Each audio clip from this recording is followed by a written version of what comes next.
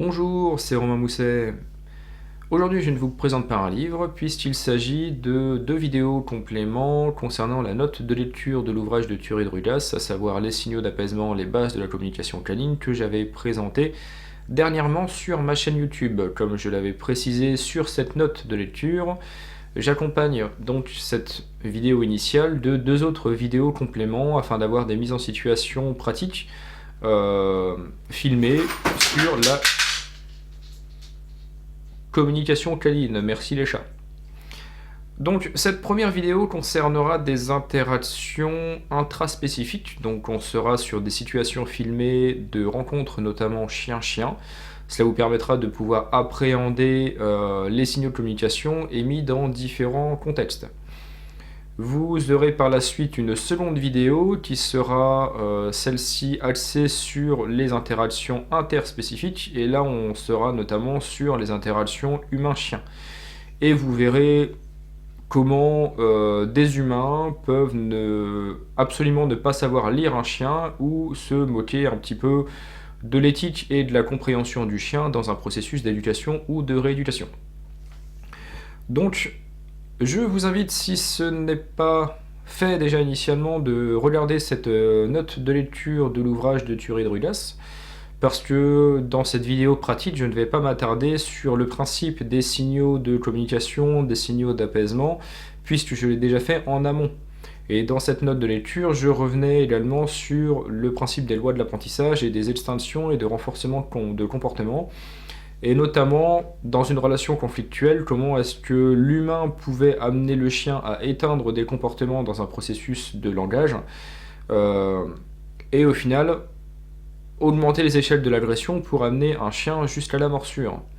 Donc comprendre cela et refaire un petit retour arrière en regardant cette note de lecture, ça pourrait être pertinent pour comprendre certains principes qui amènent les chiens, qui peuvent amener les chiens, donc dans la seconde vidéo sur les interactions interspécifiques, à agresser l'humain. Donc vous pourrez noter que j'ai mis mon beau pull cachemire pour aller en lien avec le magnifique pull de Thury de Rudas dans le DVD. Parce que comme je l'avais expliqué aussi dans la vidéo de note de lecture, l'ouvrage de Thury de Rudas paru en 1996, à savoir Les signaux d'apaisement, les bases de la communication canine, a été accompagné d'un DVD. DVD que vous pouvez très certainement acquérir encore sur internet en format DVD, mais que vous pouvez trouver également assez facilement sur internet et notamment sur YouTube. J'avais mis un lien d'une version originale doublée française que j'avais téléchargée sur YouTube et que voilà, j'ai pu avoir dans ma base de données personnelle, donc je vous invite à la limite à le faire, parce que je ne sais pas si on peut trouver assez facilement sur le marché ce DVD qui a 25 ans maintenant, mais toujours est-il que voilà, je vais en utiliser certains extraits, notamment les passages où Thury de Rudas va davantage parler des interactions et d'un point de vue un peu plus technique, un peu plus développé. Je vais utiliser également un ou deux extraits, je crois, de son DVD à elle, mais après, voilà, moi je m'attarde plus sur des propres mises en situation que j'ai pu effectuer sur des chiens de clients, et voilà, faire un petit contenu un peu plus ludique. Vous verrez, il y aura la situation initiale, après il y aura un explicatif des signaux de communication qui ont été émis, et après vous reverrez à nouveau cette seconde situation au ralenti, avec les réponses entre guillemets que vous avez eues auparavant. Ça vous permettra de vraiment analyser les communications en profondeur. Sachant que je ne m'attarde uniquement que sur les signaux de communication vraiment visibles et compréhensibles par l'homme. Je l'explique vite fait, et je le rappelle à chaque fois sur la petite ligne de texte, qu'il y a tout un panel d'outils de communication sur la posture d'oreille, de queue, la piloérection et tout un ensemble corporel que je ne vais pas expliquer. On va rester vraiment sur du concret, sur les signaux de communication dits classiques, à savoir le bâillement, le lèchement de truffe, le fait de tourner la tête, etc., etc. Le but étant que vous puissiez comprendre dans les grosses lignes les signaux de communication. Évidemment, pour ceux qui souhaitent se perfectionner, regardez uniquement ces vidéos-là, voilà, vous allez pouvoir vous dire oui, mais il manque ça et ça et ça et ça et ça, et Romain il ne l'a pas dit. C'est vrai, parce qu'une fois de plus, je brosse un aspect général. mais je ne vais pas rentrer dans le détail pour les confirmer qui savent absolument lire parfaitement un chien, parce qu'évidemment il va y avoir tout un tas de choses qui ne sont pas expliquées. Donc cette première vidéo, interaction intraspécifique, il y a 3 ou 4 mises en situation je crois. Et dans la seconde vidéo, voilà, là on sera plus sur des rencontres, enfin des interactions interspécifiques, et là je vais revenir sur, voilà, sur certaines personnalités qui, éducateurs canins, ne savent pas lire un chien dans un processus d'éducation ou de rééducation, qui peuvent amener parfois à la morsure, ou en tout cas à comprendre que le professionnel à qui les humains familiers font appel n'en a absolument rien à foutre du chien, et en tout cas des signaux de communication, et on n'est pas du tout dans une approche éthique. Mais c'est aussi important pour vous, parce que ça peut être vu comme une vidéo de sensibilisation, où vous allez pouvoir comprendre que certains professionnels ne sont soit absolument pas au fait de la prise en charge, enfin de la compréhension du langage canin, ou soit on peut être face à des gens qui s'en moquent totalement. Donc voilà, ça va être intéressant aussi de voir qu'est-ce que le chien peut émettre face à ce genre de professionnel et comment ça peut se passer. Voilà, bah écoutez, je vous dis à bientôt et je vous laisse donc sur ces 2 vidéos. Le langage canin est universel. Tous les chiens du monde entier peuvent l'utiliser. Toutes les races, toutes les tailles, toutes les couleurs connaissent ce langage.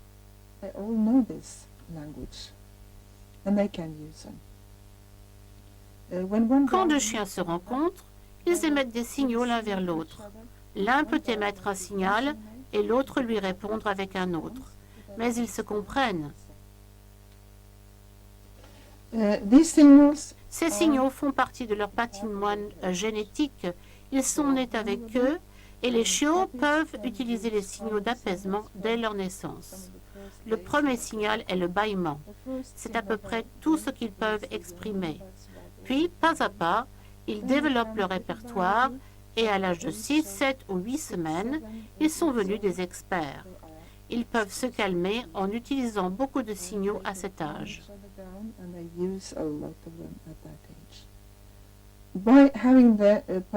Quand ils ont la possibilité de développer ce langage avec d'autres chiens, ils deviendront très adroits lorsqu'ils seront adultes.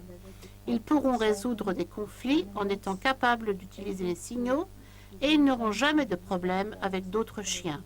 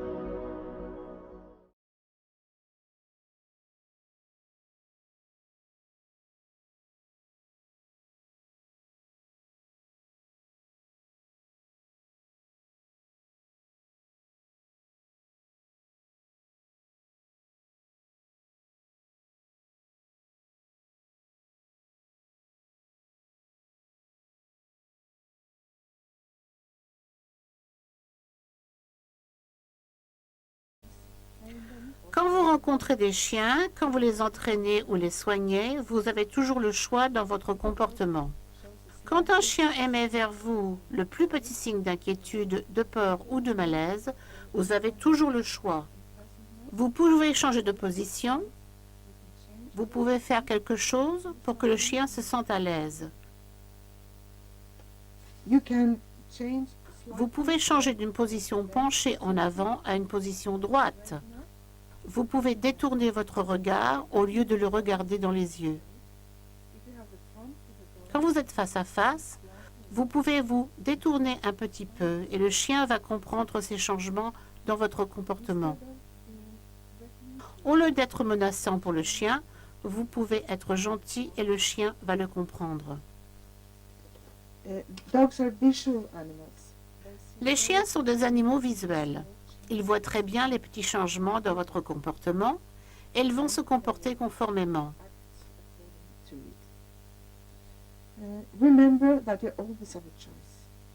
Rappelez-vous que vous avez toujours le choix. Dans n'importe quelle situation, vous pouvez toujours changer un petit peu. Observez bien ce que le chien est en train de vous dire et comportez-vous en conséquence.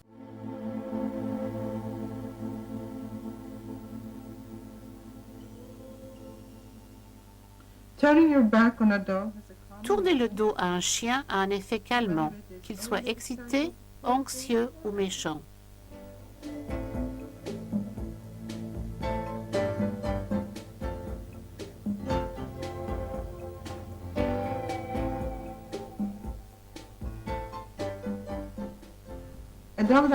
Si un chien a peur d'une personne et si cette personne est menaçante en se penchant au-dessus de lui ou en le regardant directement, il peut en résulter une réaction de défense du chien. En vous détournant et en restant immobile, vous allez noter une attitude complètement différente du chien.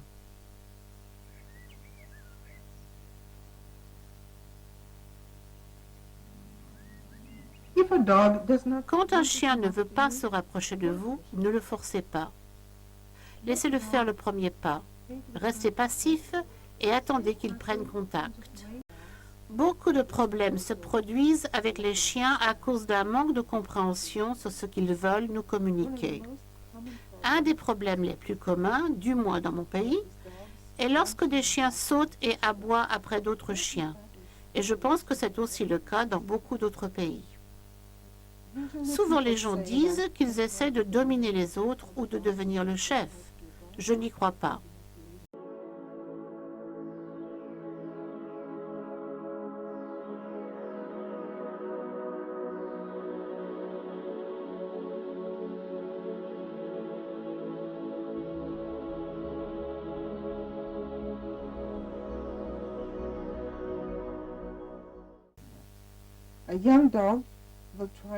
Les jeunes chiens sautent et aboient parce qu'ils sont juste curieux. Ils veulent se rapprocher, ils veulent voir comment est l'autre chien, car ils aiment l'accompagner. C'est normal. Pour un chien adulte qui se comporte ainsi, c'est probablement le résultat de mauvaises associations avec d'autres chiens.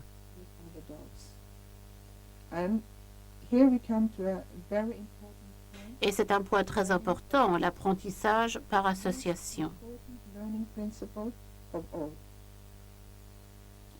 Quand vous allez vous promener et que vous voyez un autre chien qui se dirige vers vous, ce n'est peut-être pas approprié de laisser les chiens se rencontrer.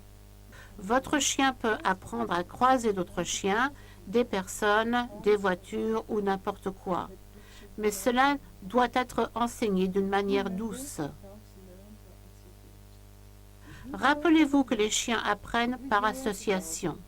Alors, si vous tirez la laisse, si vous criez quand votre chien aimerait se rapprocher d'autres chiens, il va faire l'association que les autres sont méchants, qu'ils font mal, que vous vous mettez en colère.